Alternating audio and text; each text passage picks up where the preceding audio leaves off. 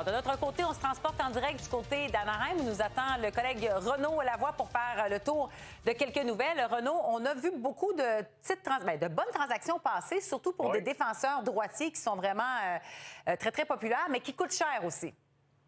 Qui coûte cher. C'est un peu comme le prix de l'or, Élisabeth, qui n'arrête pas d'augmenter.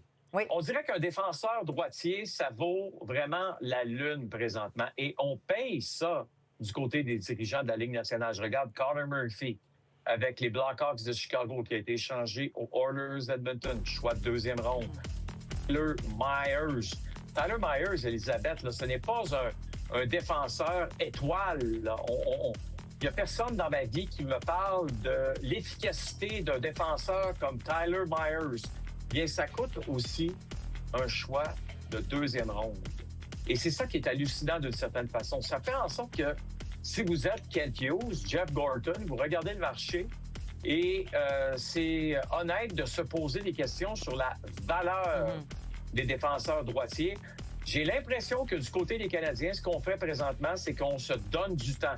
On est mercredi, il reste 48 heures, un peu moins de 48 heures avant la date limite, l'heure limite des transactions, je devrais dire. Puis j'ai comme l'impression que du côté des Canadiens, oui, on va aller chercher un défenseur droitier, mais on ne donnera pas un choix de deuxième ronde en retour. Exactement. Ouais, c'est comme une denrée rare qui coûte cher pour les directeurs généraux. Voilà. Il y avait beaucoup de rumeurs aujourd'hui concernant Mackenzie Weegar. On attendait juste cette confirmation-là parce qu'il devait lever sa clause de non-mouvement et il l'a fait pour aller à Utah? Ça, ce qui est incroyable, c'est que ça a pris à peu près 3 ou 4 heures avant de l'accepter. Parce que partir de Calgary, on s'entend là, Calgary, ville riche, mais aller jouer à Utah, une ville où, je devrais dire Salt Lake City, où la qualité de vie est extraordinaire aussi, je me pose quand même des questions sur pourquoi ça a pris autant de temps à Mackenzie Weegar pour accepter. Évidemment, il y a de la famille qui est impliquée, des enfants, etc. Oui. Mais encore une fois, on va chercher donc un défenseur droitier, un défenseur qui va être en mesure d'aider la formation de Utah. Et c'est une vraiment une très, très bonne acquisition. On donne Olimata en retour. On connaît évidemment ce défenseur qui a fait le tour de la Ligue nationale, gagné les Coupes Stanley quand même avec les Penguins de Pittsburgh, mais ça reste qu'on donne peu pour obtenir un défenseur qui va rester avec l'équipe pendant plusieurs années. J'ai hâte de t'entendre sur la situation des sénateurs d'Ottawa. On fait quoi à la date limite des transactions à Ottawa, tu penses? Élisabeth, la version hybride, selon moi. Ça veut dire quoi, une solution hybride? C'est que on parle des deux côtés de la bouche. On n'est pas vendeur et on n'est pas acheteur. Mais d'après moi, on est les deux d'une certaine façon. J'ai l'impression que du côté des sénateurs, si on peut s'améliorer, on va le faire.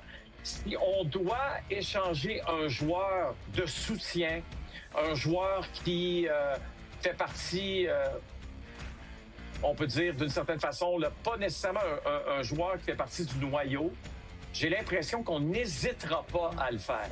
Alors, les sénateurs qui sont tranquilles depuis le début de la semaine risquent d'être actifs dans les prochains jours et j'ai bien hâte de voir qui sera échangé parce qu'il y a des joueurs de profondeur qu'on pourrait se départir sans aucun problème. Oui. Puis en même temps, on pourrait en obtenir d'autres qui pourraient régler des problèmes dans la formation. Merci Renaud. On va se retrouver pour la journée des transactions ce vendredi. Oh oui. Tu seras en direct. Longue journée ensemble, Élisabeth. Tout à fait, en direct de la Californie pour ta part, de notre part, ici en studio dès 9h. Merci Renaud. Salut. Salut Élisabeth.